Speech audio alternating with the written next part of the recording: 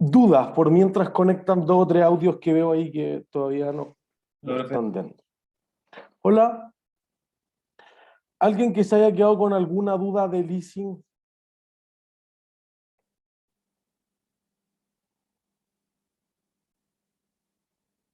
¿No?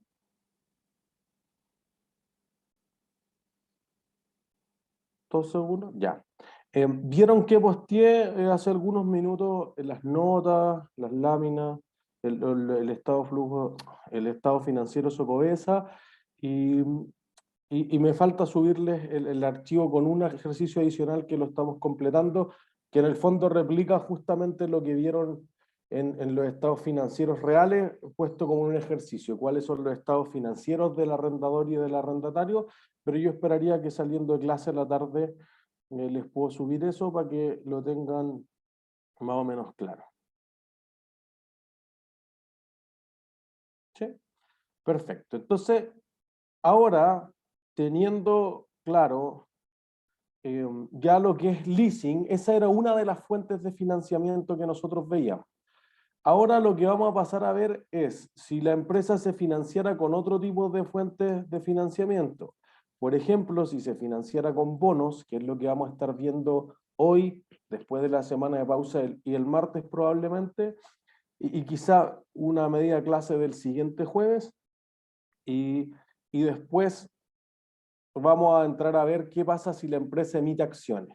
Entonces, fíjense que una primera parte del curso, lo que estuvimos viendo mayoritariamente era cómo se invierten los activos, qué activo surge, justamente un leasing que daba ahí entre medio, como que te da un pasivo y un activo, y luego lo que queda entre medio es que ahora solamente vamos a ver el lado del financiamiento. Perdón, Sebastián, tú habías levantado la mano. Sí, tenía una duda del capítulo. Ujú. Em, o sea, una corta y otra duda.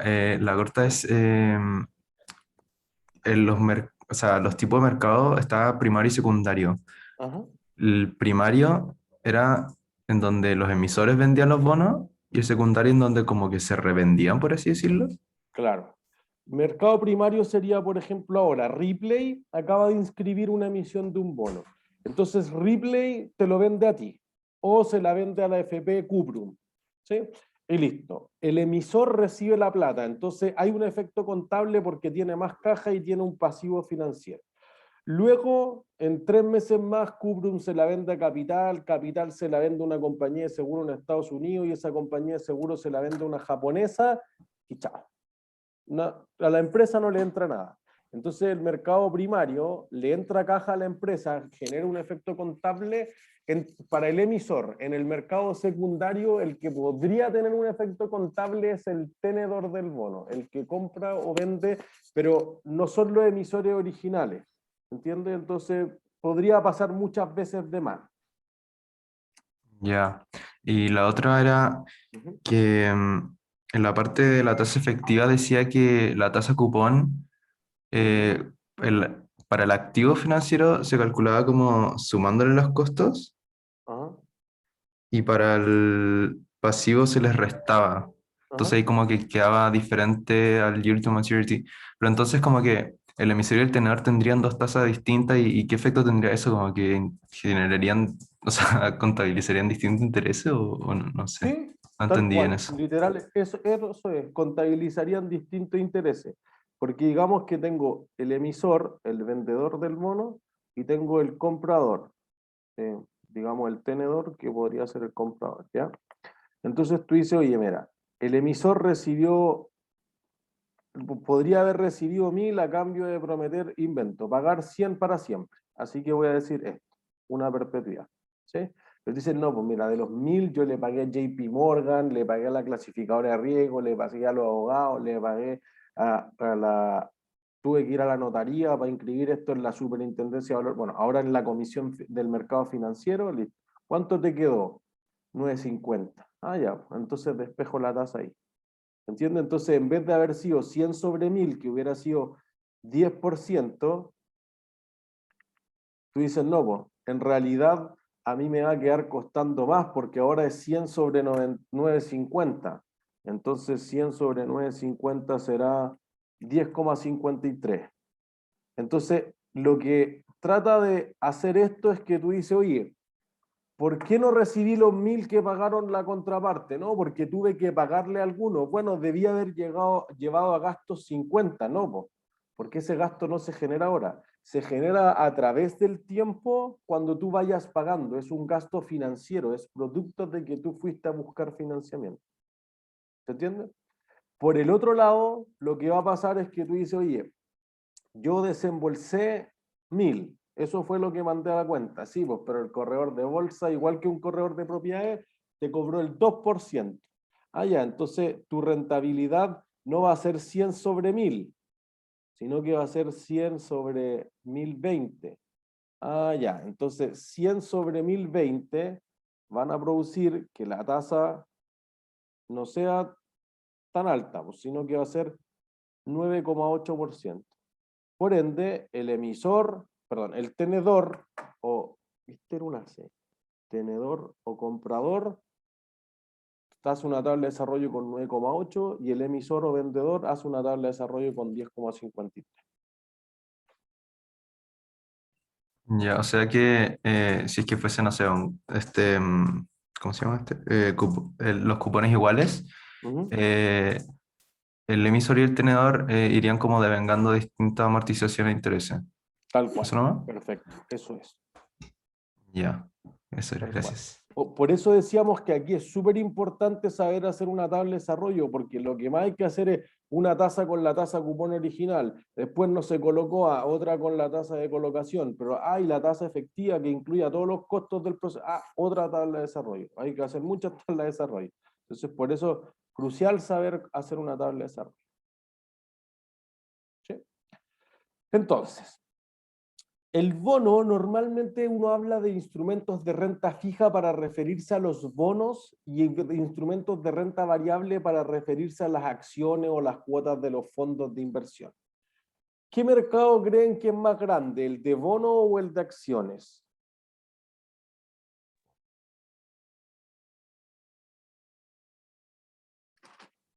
¿Qué se transará más? Acciones.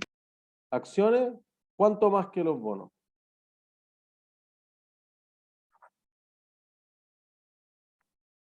Yo digo que bono, ¿Bono? ¿Por qué?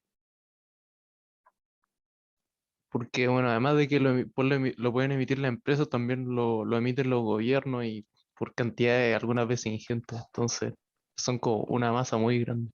Tal cual. O sea, miren, no especulemos sobre eso, veamos los datos en tiempo real. Está como malo este mouse. Déjenme cambiarme de mouse un segundo. Y este.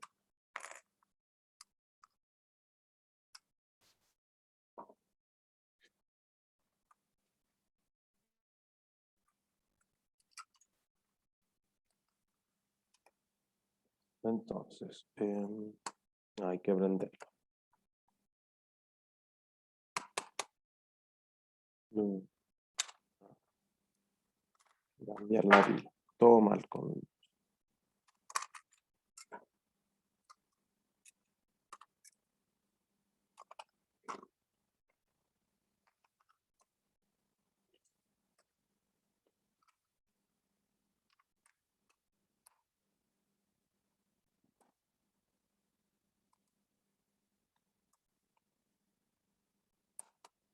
No digan todos los mouse que. Ya, chao. Mira, voy a poner la bolsa, la página de la bolsa. Aquí, bolsa de Santiago.com. No estoy mostrando eso, así que. Mira. Entonces, lo que nosotros vamos a ver, ¿se ve la página de la bolsa? Sí.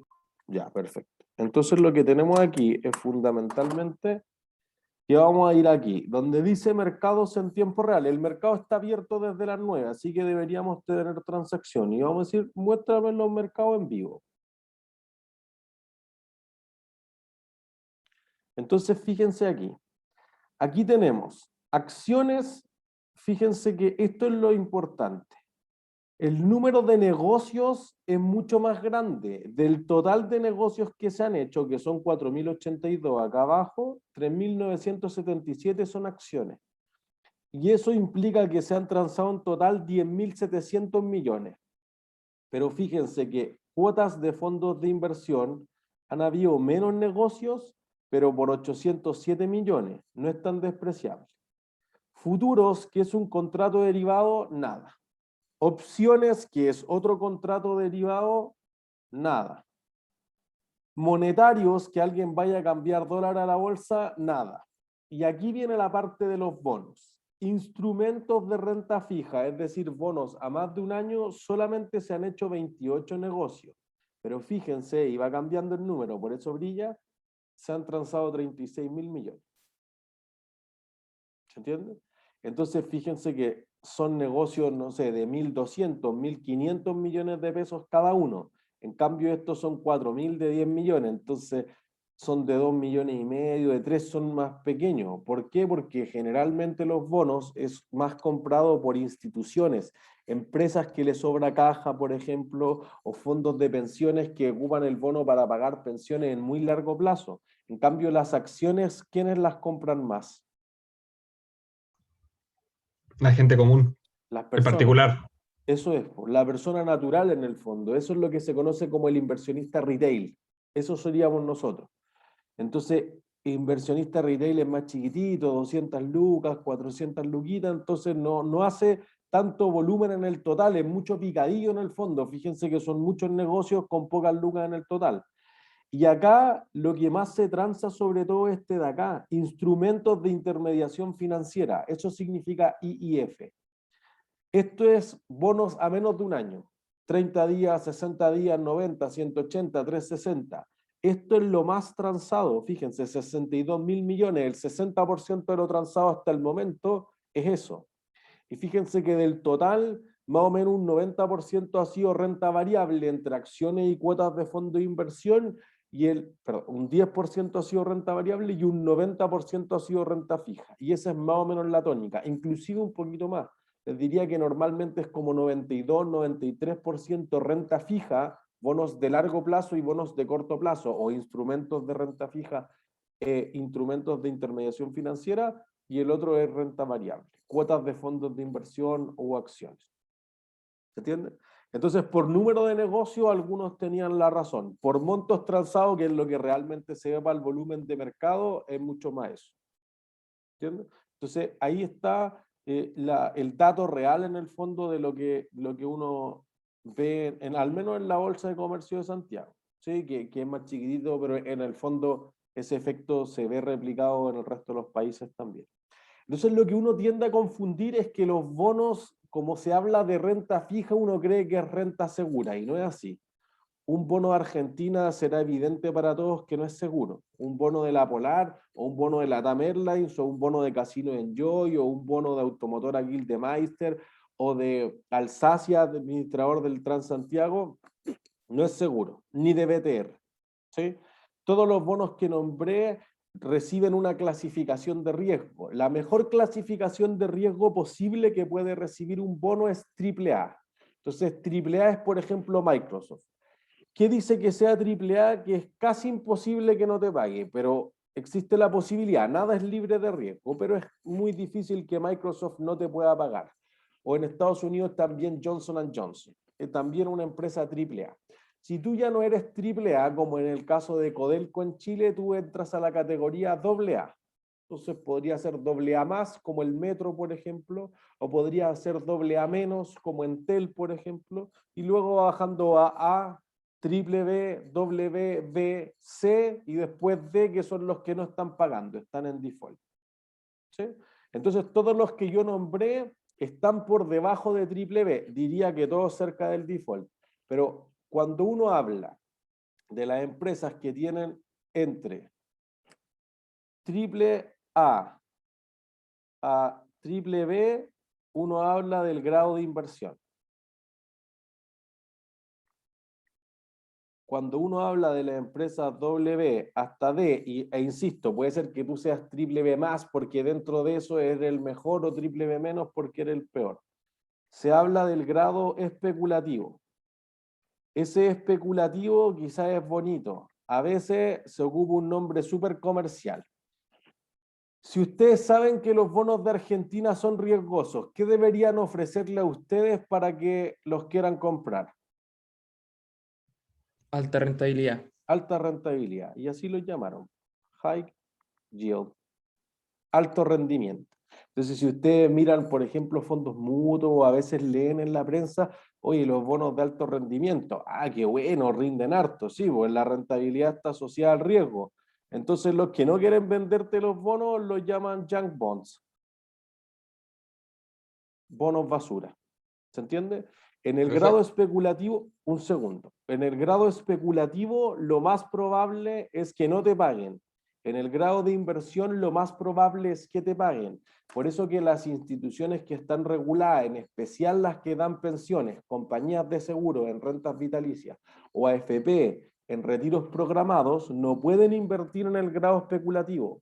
Tienen que invertir en grado de inversión e inclusive algunas por regulación interna no pueden invertir en triple B. Pues tienen que invertir una cosa muy segura porque yo no puedo arriesgar las pensiones de la gente. Por eso que el tamaño del grado de inversión es así. Los que pueden comprar grado especulativo es mucho más chicos porque los que tienen las lucas grandes son los fondos de pensiones, ¿entiendes? O las compañías de seguro. Fernando, ahora sí. Que esos como de alto rendimiento son como los que se vendían en la crisis subprime, ¿no? Sí, muchos de esos. Diría que los de la crisis subprime son algo más complejo, algo que podemos discutir mucho más quizá en un Finanza 1, porque los de la crisis subprime tú decías, mira, yo tengo 100.000 créditos hipotecarios, los voy a juntar todo en un paquete, le pongo un moño bonito y te vendo esto. Tú me vas a pagar algo porque, por ejemplo, tú no podrías haber prestado plata a las personas, pero si te junté todo esto como un bono y eres una compañía de seguro o un fondo mutuo, puedes comprarme. Entonces tú dijiste, oye, pero ¿y estas personas pagarán? No, pues mira, si no te pagan, quédate con la casa. Y las casas siempre suben. Listo. Y si las casas bajaran, no te preocupes, porque mira, tienes el sueldo de la persona. Si no, pone la casa. Si no pone la casa, el banco pone la cara. Ya. Pero mira, y si el banco no pone la cara, compremos un credit default swap, un seguro contra riesgo de impago. Entonces, si yo compro el CDS, si no te paga ni la persona, ni te alcanza con la casa, ni el banco pone la cara, la compañía de seguro va a poner la cara. Listo. Esto es casi libre de riesgo. Bueno, si todo eso ocurre al mismo tiempo, hay un efecto dominó gigantesco que genera la crisis subprime, que es la crisis más cara de toda la historia. ¿Entiendes? Entonces, podría parecerse a esos bonos especulativos porque lo que decían es, mira, yo tengo 100.000 clientes, pero hay algunos súper buenos pagadores, esos son un cliente AAA. Hay algunos que son más o menos, que es lo que los AAA, perdón, es el cliente que se va a pagar primero, por lo tanto se llama senior, tiene la primera prioridad de pago. Hay unos que son más o menos, digamos, son reguleques. Triple B, ese es un cliente que hay como en la galería, entonces se habla de mezanín. Y después tengo a los que en la crisis subprime le llamaban así. Un cliente ninja. Un cliente ninja no tiene ingreso, no tiene trabajo y le presté plata para comprar activos. ¿Se entiende? Entonces tú le prestaste plata a un vagabundo. En muy resumidas cuentas, porque no nos queremos desviar a hacer una clase de la crisis subprime, ¿por qué ustedes le prestarían plata a un vagabundo? Porque tú decías, mira, yo le voy a cobrar una tasa súper baja al principio, para que pueda pagar 1% al año, solo intereses, nada del capital o del principal. Pero a los 5 años sube la tasa a 7%. Por eso que esos préstamos en inglés se llaman Adjustable Rate Mortgage. Crédito hipotecario de tasa ajustable. Existe en Chile también, muchas veces se hace. Entonces puede pagar 1,11 y después de 5 años le aforro el 7 y ahí ya no puede pagar. Entonces cuando no puede pagar, el banco, ¿qué hace con el cliente? Si yo no le puedo pagar al banco, ¿qué haría el cliente con mi casa? Me la quita. Me la quita, listo. Y cuando vende la casa 5 años después, la casa vale 60% más. Negocio redondo. Por eso le voy a prestar a los vagabundos. cliente ninja. ¿Entiendes? Entonces yo diría, hay un cliente senior, el súper buen pagador, la gente común y corriente que hay en la galucha, mezanín, y hay un cliente que queda abajo perdón, es el junior. Y eso son los que eran llamados la categoría de bonos basura, etcétera. Los que compraban un pedazo del bono que tenía la peor prioridad de pago posible. Es lo que en Chile se llaman bonos subordinados. Están subordinados a que le pague al cliente senior, al mezanín, y tú estás al último en la fila de pago. En el fondo, si hiciera el balance con los pasivos ordenados, esos son los que están más cerca del patrimonio. ¿Sí? Entonces, uno pensaría que es renta fija, no es así. Los instrumentos de renta fija no dan una renta fija. Lo que sí hacen es prometerte que te van a pagar 30, 30, 30, 330, listo. Eso es, yo conozco los pagos. En cambio, yo digo, mira, ¿cuántos dividendos te va a pagar Amazon el próximo año? Cero ha pagado en toda la 15 años, ya va a cumplir en la bolsa. Perdón, 25 años desde el 97. ¿Sí?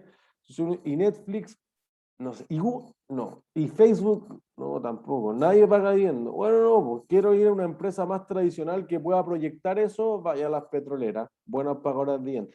Ahora, sobre todo las empresas mineras de commodities, como los precios de los commodities están muy arriba, Río Tinto, Vale de Brasil, etcétera, están pagando muy buenos dividendos, 10% del precio de la acción al año, lo que es mucho en estos días.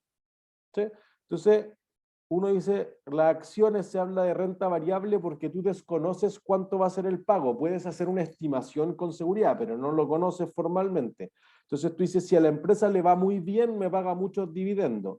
En cambio, cuando tú tienes un préstamo, un contrato de leasing o un bono, que son todos pasivos financieros, dice 100. Si a la empresa le da excelente, me paga 100. Si a la empresa le da asquerosamente, también me paga 100. El pago es conocido. Eso es lo único que se de un contrato de renta fija. ¿Se entiende? Es claro para todos porque quizás la noción no es tan evidente. Qué bueno, es claro para todos. Entonces un bono se ve así. Fíjense que aquí tenemos un bono de Australia. Entonces decía, mira, cada uno paga $20, te va a dar una tasa de 5,25%, y eso implica que yo te voy a pagar en cada semestre la mitad de eso, el 2,125%.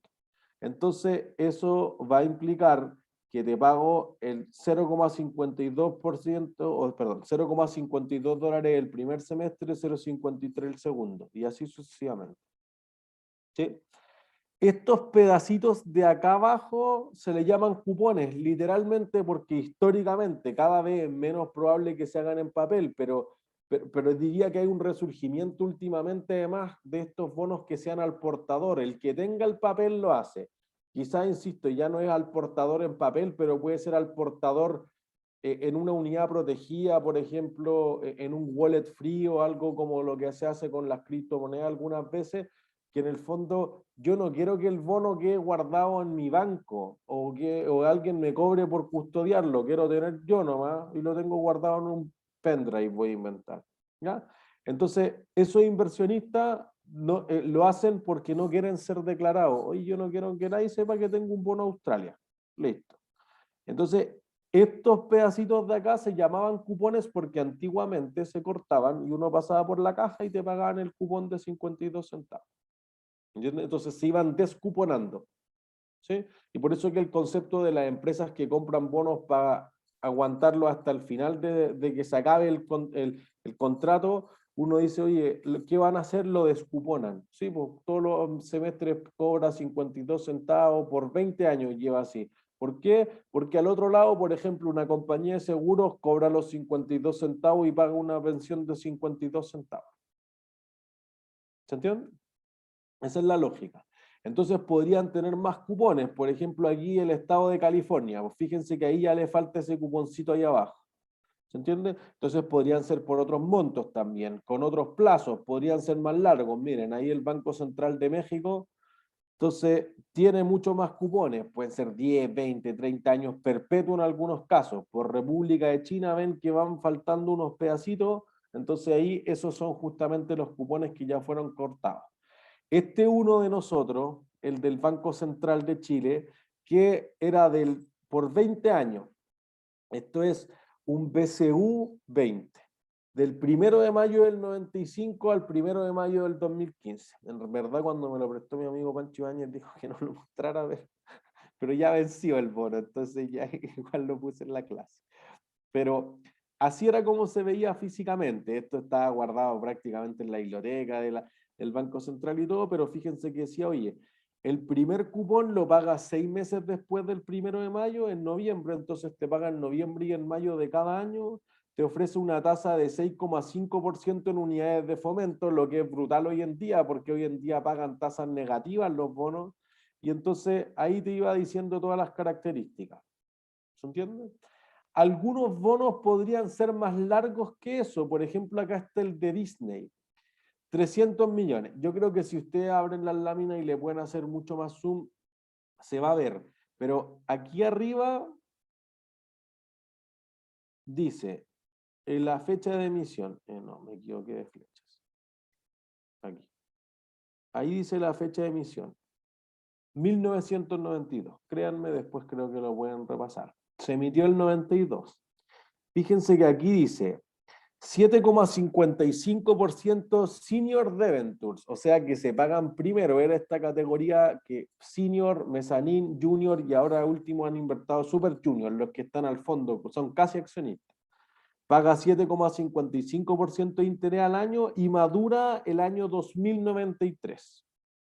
Por eso que Disney inició una saga de lo que se conocían como los Sleeping Beauty Bonds.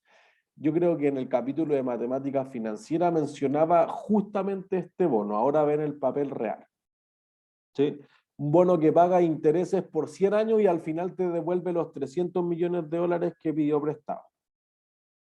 ¿Sí?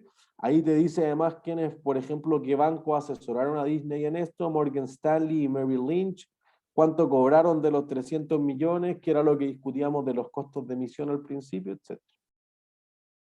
¿Sí? Entonces, así es como se vería un bono en papel, digamos, o en el prospecto, aunque eso sea digital. Si el bono es solamente un root en una base de datos, es distinto. Por eso que los bonos podrían ser materializados o inmateriales y podrían ser al portador o nominativos. Si es nominativo, digo, este bono del Nico Martínez, da lo mismo si tengo un papel o no, aparece legalmente que es mío. Si es al portador, chao. Y al portador podría tener papel o podría no tener papel. ¿Sí? Si alguien se pierde, me detiene. Entonces, la razón para emitir un bono, ¿cuál creen que es?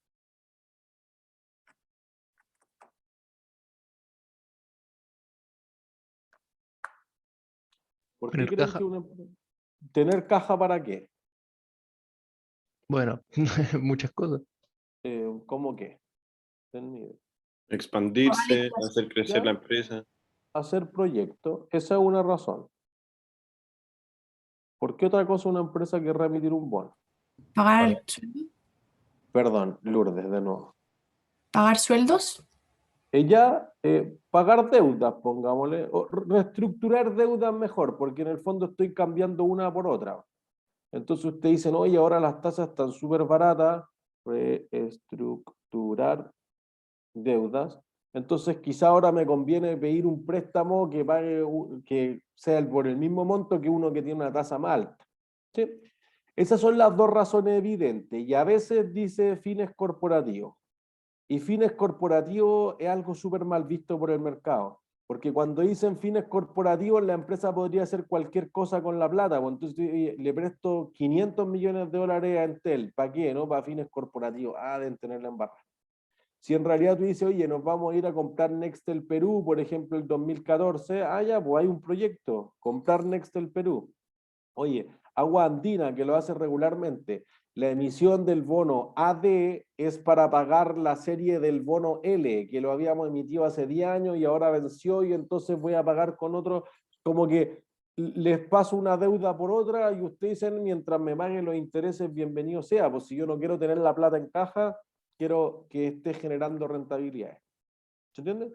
Entonces, Pensemos principalmente que la ventaja o la razón fundamental es para hacer proyectos, pero las empresas también podrían tener, sobre todo ahora, situaciones financieras bien delicadas que producen que tengan que emitirlo para fines corporativos, porque no están bien vistos.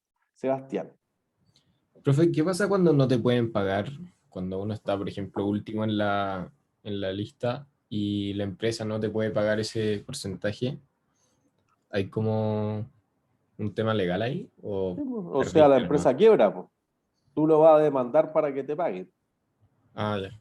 Entonces, para las empresas es más evidente, bueno, me puede pagar la Polar, listo, liquiden todas las tiendas, todos los inventarios, todas las cuentas por cobrar y hagamos caja y paguemos. Ahí la superintendencia ahora ya no es de quiebra, es de reestructuración y reemprendimiento, tiene un orden. Oye, primero le pagamos a los trabajadores, después le pagamos al fisco, después le pagamos a los bancos, después le pagamos a los tenedores de bonos senior, después le pagamos a los tenedores de bonos mezanín, después le pagamos a los tenedores de bonos junior. Y hay un orden que está establecido por la ley. ¿Se entiende? Entonces, por ejemplo, en el contrato de leasing, no, pues, los contratos de leasing que hacen, toman su activo y se van para la casa. Chao. No tienen que entrar en este concurso. Y es más barato porque si yo quiebro, ¿quién va a llevar esto? Un síndico de quiebra. Entonces el síndico de quiebra te va a pegar una tajada, pues como un martillero en los remates. Oye, el 10% de todo lo que recaudemos son mis tarifas. Chuta. Ya, pues antes no consideramos eso, en cambio el que tiene el activo en leasing dicen aquí está mi avión, aquí está mi auto, chao, me voy, no hay que vendérselo a nadie, si legalmente es mío. ¿Sí? Pero si quiebra en la empresa, voy y tomo posesión de los activos. Si el país quiebra, no hay nada que hacer. Algo que discutimos en el caso de Argentina, cuando partíamos con matemáticas financieras. ¿Se acuerdan? Si Argentina no quiere pagar sus bonos, mataste. Entonces, fíjense que lo que sucede normalmente es que uno dice, oye, en la empresa, si es muy chiquitita, una pyme sobre todo, le va a pedir plata al banco. Los emprendimientos sobre todo no tienen, porque, oye, tengo una súper buena idea, pues ya tu idea se la lleva el viento, es que tengo una aplicación, no, ya bueno, está bien, no, es que mira, tengo un negocio que tenemos una relación comercial y yo lo conozco, listo, a ver, si la empresa quiebra, ¿cuánto vale? Cero. Ah, el banco no te presta plata para eso. ¿Se entiende? Entonces, sobre todo para las empresas que sus activos son intangibles, ni siquiera intangibles que se puedan meter dentro del balance, una alternativa importante es no ir al banco, porque el banco no le presta. O si el banco le presta es muy caro, porque fíjense que si uno pensara en el balance del banco, maldito mouse, si uno pensara en el balance del banco, ¿cuál es el activo del banco?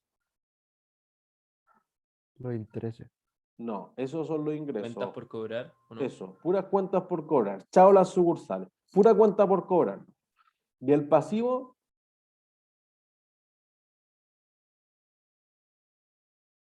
¿Cuáles son los pasivos del banco? ¿Cuentas por pagar? Ya, pero ¿con quién?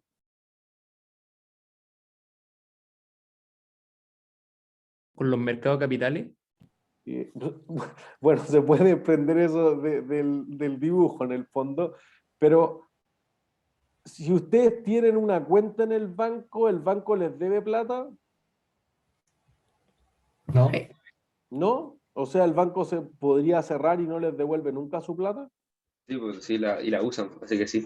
Eso, porque miren, si ustedes van a 3 cajeros del mismo banco y no les sale plata, van a salir corriendo al banco a sacar toda la plata que tengan. Eso es lo que se conoce como una corrida bancaria. Entonces ustedes van a decir, mira, el primer pasivo que tiene el banco son las cuentas corrientes. ¿Sí? Pero ¿cuánta rentabilidad te da la cuenta corriente? Cero.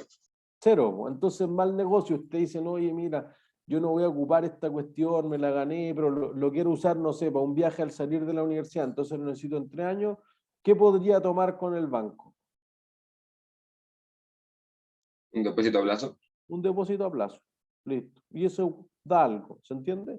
Además, el banco va a tener bonos, va a tener préstamos con otros bancos internacionales o con el Banco Central, etcétera. Pero fíjense que si esto es el 100%, ¿cuánto creen que es pasivos para el banco y cuánto es patrimonio?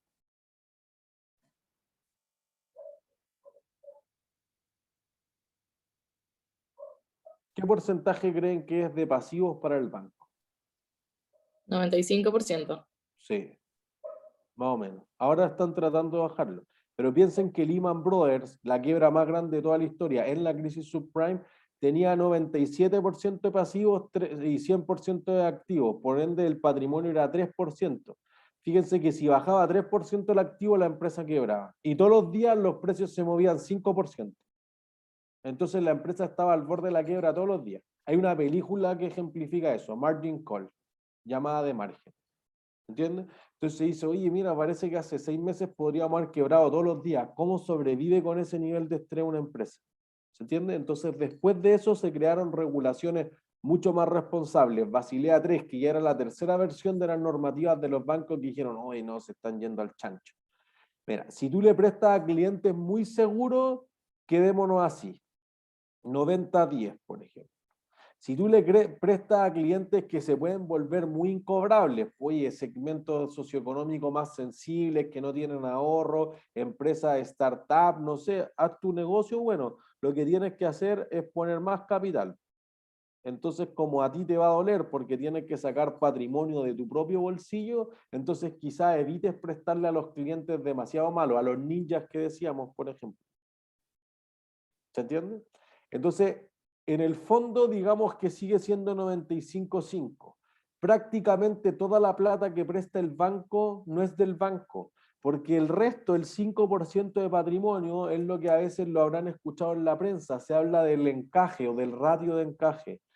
Sobre todo en el caso de Chile, que desde la crisis de los bancos jamás hemos tenido un banco que quiebre de los años 80, así que diríamos que hay casi 40 años en lo que un banco no se ha metido en ningún problema, porque es súper sólido. Dice, oye, ustedes tienen que tener mínimo este encaje, digamos 5%, y tienen que depositarlo en el Banco Central sí o sí. Entonces, no es como que tú lo prestaste y de repente te pillamos que no teníais nada.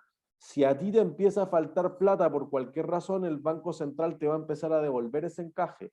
Y además el Banco Central tiene una tasa de facilidad permanente. Si a ti te pasa, falta plata un día, yo te voy a prestar a la tasa de política monetaria que sea en ese momento más 0,25%, diría que casi ilimitadamente.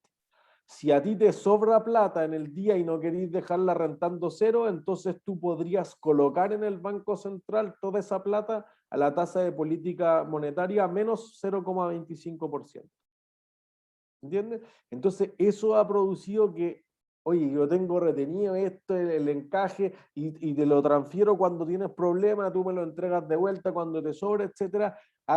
Le ha dado mucho más estabilidad que en otras partes. No nos golpeó la crisis subprime, no se enganchó como era el problema en Estados Unidos.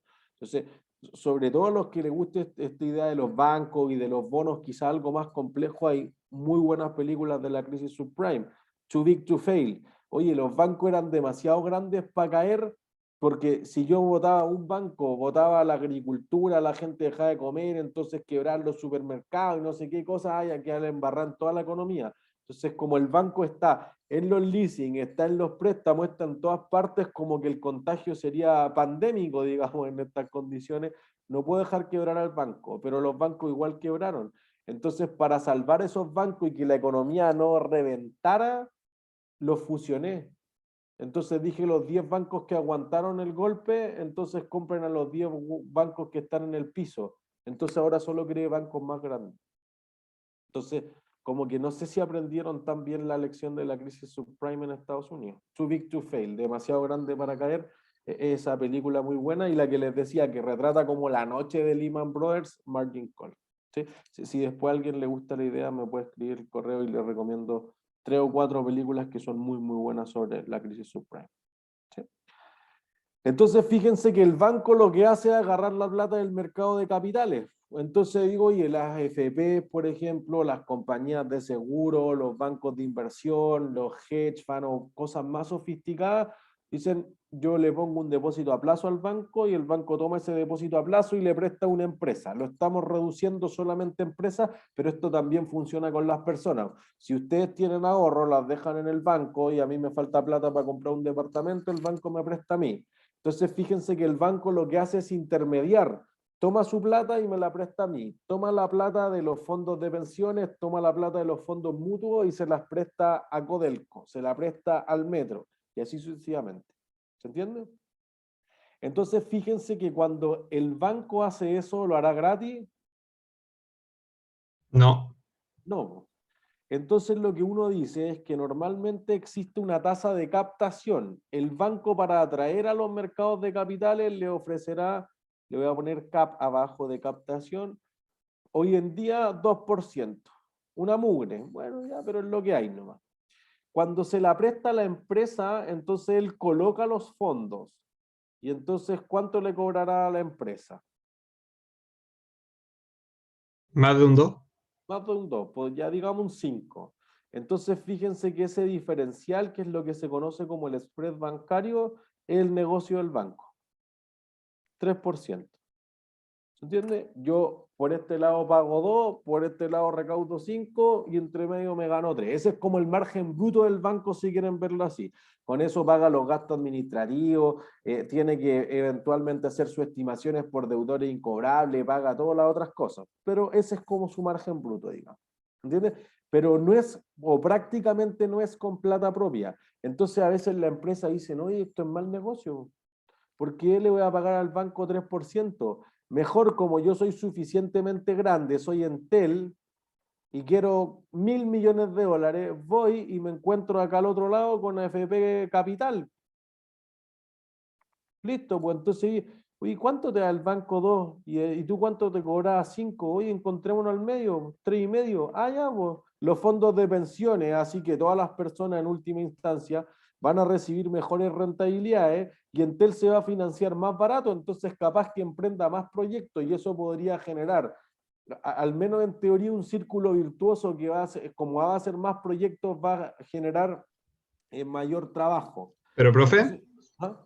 esto solo sucedería en empresas que ya están como establecidas, así como que tienen un respaldo, ¿verdad? Porque pymes no podrían hacer esto, ya que No, ningún pero- mercado de capitales, o sea, estaría seguro haciendo eso. esa es la razón.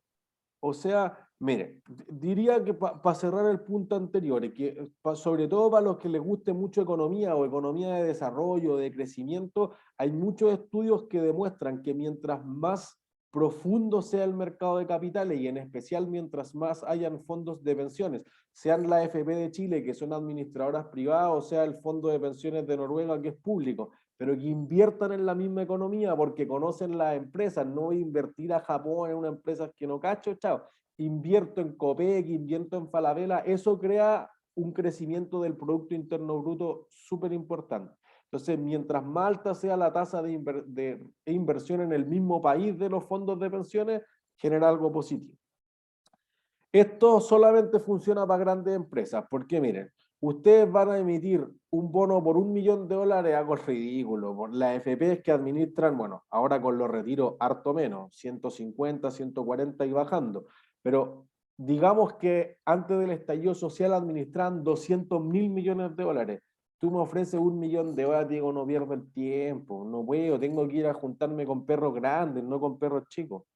¿Se entiende? Entonces, además, tú dices, oye, para emitir un bono debo hacer millones de cosas. Oye, estado financiero auditado, el auditor cobra.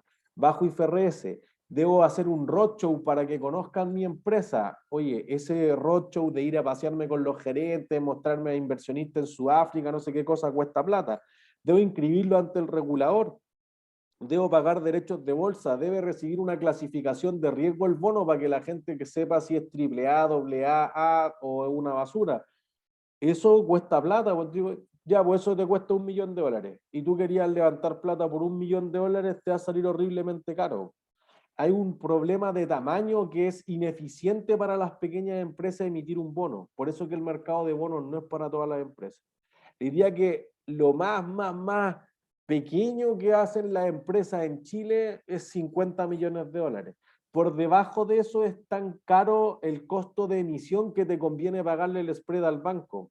Porque yo digo, mira, si yo tengo $50 millones, el 3% de eso va a ser 1,5. Entonces tú te ahorrarías $1,5 millones. si yo entre pagarle al banco de inversión los derechos de bolsa, complicar la contabilidad, reportarle a la CMF, todo eso me cuesta más de 1,5, es mal negocio emitir un bono, pues mejor pido un préstamo. ¿Se entiende? Además, los bonos tienden a ser más exóticos, es el concepto, que los préstamos. Si yo voy a pedir un préstamo al banco, ¿cuánto es el plazo máximo que me va a dar? 30 años. 30 años, por un hipotecario, pero tengo que dejar un activo. Entonces, yo digo, y que tengo una buena idea. Ya, pues, ¿cuánto? 100 años. Disney. Ah, ya. No sé qué, préstamelo para siempre. Inglaterra, un bono perpetuo. Ah, ya. Los bancos, sobre todo, ahora han emitido muchos bonos perpetuos. ¿Qué hago? No, te pago intereses para siempre. ¿Y cuándo devolví la plata? Nunca. Ah, ya. Bueno, es que si me la devolviera en 500 años más vale cero en valor presente. Sí que igual me da lo mismo. Ya, listo. ¿Y paga buenos intereses? Sí, mejor que si te la prestara 5 años. Las tasas cuando son bonos más exóticos, más largos, son más altas. Ah, listo, pues puede ser buen negocio para todos. Porque fíjense que un bono perpetuo, sobre todo, que el plazo más extenso posible, podría ser súper atractivo para una compañía de seguro. Yo prometo pagar una renta vitalicia en las pensiones. ¿Hasta cuándo te prometo pagar?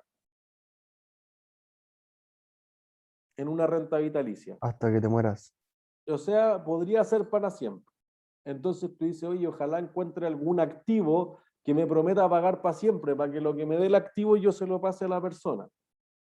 ¿Se entiende? Trascendamos primero de la edad del desarrollo, el costo amortizado, el fair value y todas esas locuras. Lo más importante es entender la esencia. Entonces yo digo, si encontrara, quizás no es para siempre, quizás yo puedo calcular la expectativa de vida promedio, digo 30 años, 40, 50, lo que sea.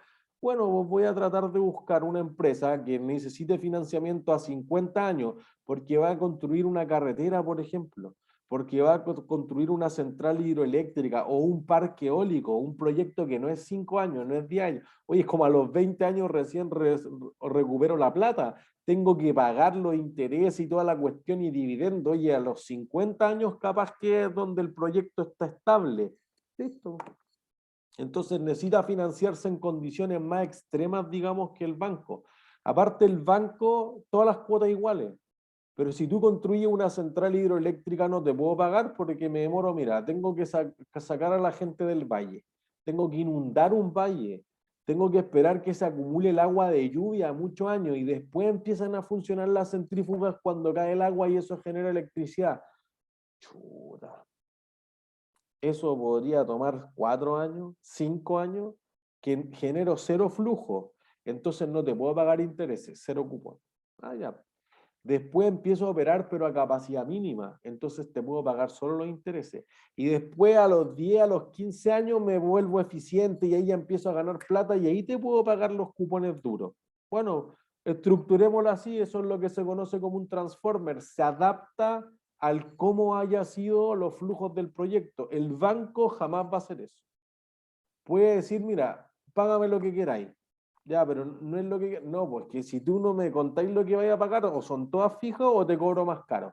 Bueno, en ese sentido los bonos son más tailor-made. Están hechos como de sastrería, a la medida del cliente. Están customizados en el fondo. ¿Se entiende? Entonces son algunas de las ventajas y las desventajas que tiene la emisión de un bono. Las pymes no, pero sí, para responder a la pregunta original, las compañías de seguro y los fondos de pensiones, los que están involucrados en las pensiones, están tratando de ver cómo podrían llegar a las pymes. Por esta razón, pues las pymes se financiarían más barato y podrían dar más trabajo, tiene un sentido social súper importante. Y por el otro lado, los fondos de pensiones obtendrían mayores rentabilidades para sus cotizantes, lo que implicaría que las pensiones mejoren saltándose al banco. ¿Se entiende? Se está buscando el mecanismo, es súper complejo porque no sé cuánto es el riesgo de una pyme, te van a pagar tasas más altas, pero porque son más riesgosos, no estamos seguros de poder someter a algún jubilado a ese tipo de riesgo y cosas de ese orden. Pero es más o menos lo que se está buscando, crear alguna forma, alguna estructura financiera que quizás no es una sola pyme, pero le presto un portafolio de pymes para que el riesgo esté más diversificado. ¿Sí? ¿Dudas hasta ahí? Profe, Rafael. que al final un emisor de un bono decidir emitir el bono o no depende solamente de los costos. Claro, como que digo, oye, ¿cuánto me costaría emitir el bono? 5 millones y me ahorro 10, tiene sentido. Me Ya. cuesta 5 y me ahorro 2, no tiene sentido, pues pido un préstamo. O tomo un contrato de leasing. Ya, perfecto. Como que además dice, oye, si tengo solo bono es malo, me voy a pelear con los bancos. Si tengo solo banco, estoy dejando plata botada. Si tengo leasing, banco o préstamos, digamos, y bono, quizás es mejor, porque tengo acceso a 3 fuentes de financiamiento distintas. Entonces, por ejemplo, la empresa, a mí en el Santander me tocaba atender a Codelco. Y Codelco tenía cuenta en todos los bancos de la plaza, 24 bancos. Y decía, oye, pero Codelco, voy a hablar con el Chile, voy a hablar con el Citi, el HSBC, Barclays, en Inglaterra, puedo hablar con bancos gigantes, sí, pero Codelco dice, por si acaso, el Banco Internacional, el Banco Falabella, igual hay que tenerlo, por si acaso. Ese por si acaso a veces la empresa igual lo utiliza. Por si algún día necesitara en la urgencia, etcétera, tengo cuenta en todos los bancos. ¿Sí? Entonces, esa diversificación de tener más de una fuente de financiamiento parece ser importante. Entonces, el emisor del bono recibe plata. Si alguien es súper contable, imagínense la ecuación contable o el asiento. Si te entra plata, ¿qué cargo?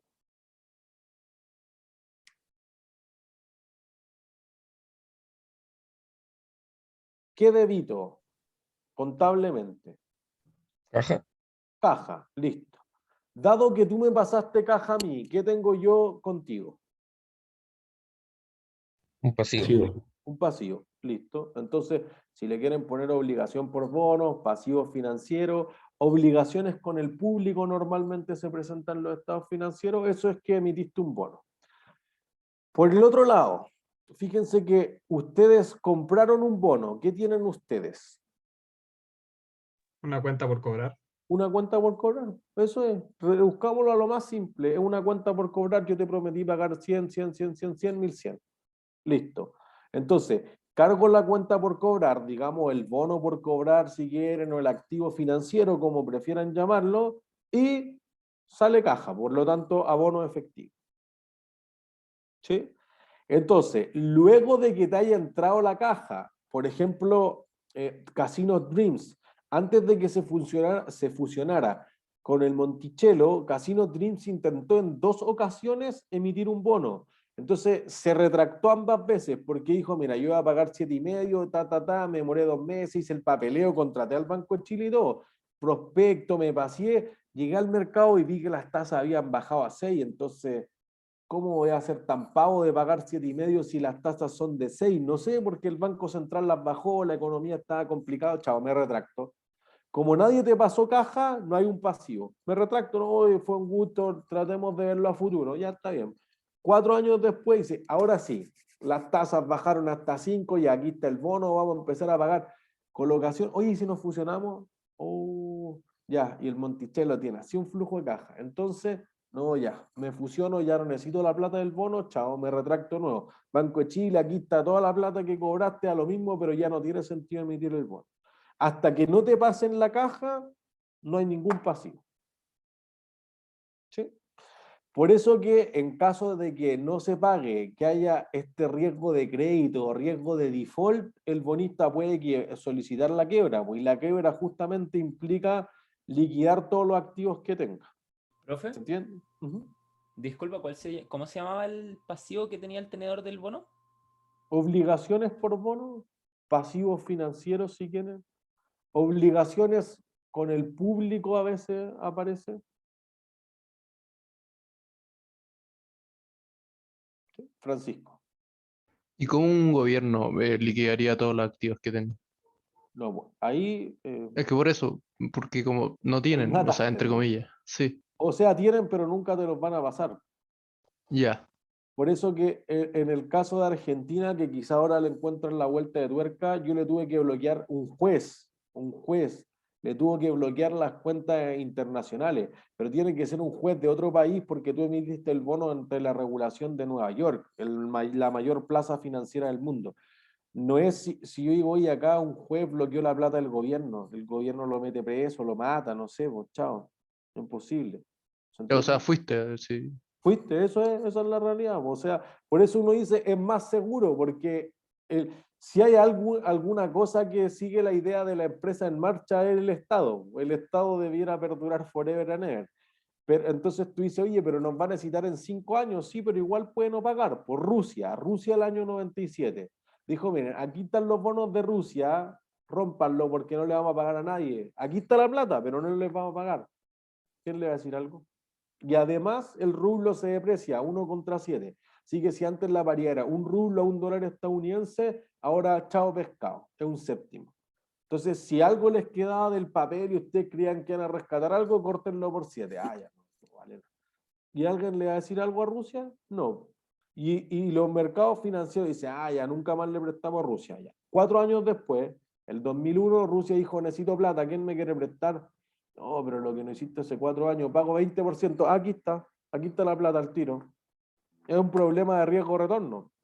Oye, yo no le quiero prestar a Argentina o a Venezuela, a menos que me pague 96.500% al año. Ah, sí, ahí le presto. ¿Se entiende? Y justamente eso ejemplifica el de qué depende el costo de oportunidad. Hay un mínimo, valor del dinero en el tiempo, que llevamos discutiendo toda la última, no sé, el último mes. Pero además el riesgo del activo. Entonces el riesgo del activo puede ser porque no le creo al emisor. Oye, mira, Argentina es poco creíble. Puede ser porque, pero eso se puede mitigar. Por ejemplo, LATAM Airlines cuando emite sus bonos deja en garantía los aviones, a veces ha dejado cuentas por cobrar, o promete dejar las cuentas por cobrar futuras que se generen con tarjetas de crédito en Canadá y en Estados Unidos, que fue algo que llamó los bonos mejorados, el Enhanced Notes, no sé qué cosa. Entonces, ya, si me deja los activos, me da lo mismo el emisor, porque, oye, me quedo con la casa, me quedo con los aviones, etcétera. Puede ser que el subyacente, lo que te dejé como respaldo, como garantía, es súper bueno. Entonces, quizás sería mejor que no me pague, como el caso de la crisis subprime. ¿Se entiende? En general, uno cree que los estados son mucho menos riesgosos por una razón, y se habla como que, en teoría, los bonos de los estados, al menos de los estados súper sólidos, pues digamos Alemania, Estados Unidos, Francia también, uno dice, son libres de riesgo. Porque, ¿qué tiene que hacer el Banco Central para pagar sus propios bonos? Emitir billetes. ¿Emitir qué? Billetes, eso es. Entonces uno dice, oye, tiene el monopolio natural de imprimir los billetes. Entonces no necesita nada más que eso. ¿Se entiende? Entonces puede ser perfectamente que la empresa tenga mucho más riesgo que el banco, porque no tiene la capacidad de imprimir billetes. ¿Se entiende? Entonces, eso es la diferencia o de riesgo, digamos, y lo que va a hacer un cambio en las tasas que yo le cobre, por ejemplo, al Estado, de lo que le cobre a la empresa. ¿Sí? Entonces diríamos esto, y con esto vamos a cerrar la clase, que tu costo de oportunidad es mínimo lo que te paga el Banco Central, porque no hay riesgo, más este spread o diferencial o premio o prima por riesgo también a veces se llama, que tú dices, oye, si es AAA le cobro un 0,1% más, si es AA más le cobro 0,5, si es A le cobro 1,5, si es BBB y hasta el límite de caer a la basura, entonces le cobro 3,5. Si cae a la basura, le cobro 8. Y así ya cuando se acerca al default, le cobro 50% al año. ¿Se entiende? Entonces, la base es clara. Lo mínimo lo que paga el Banco en Chile, el Banco Central de Chile, o la Reserva Federal en Estados Unidos, la Fed. ¿Sí? Pero más un riesgo por ese riesgo en la clasificación. Hay más riesgo, pero más complejo. Eso lo dejamos para financiar. ¿Sí? ¿Dudas? ¿No? Perfecto. Ha sido todo por hoy entonces. Que estén súper bien. Chao, chao. Chao, profe. Chao, Chao, profe. profe. Chau, chau. Chao, que estén bien.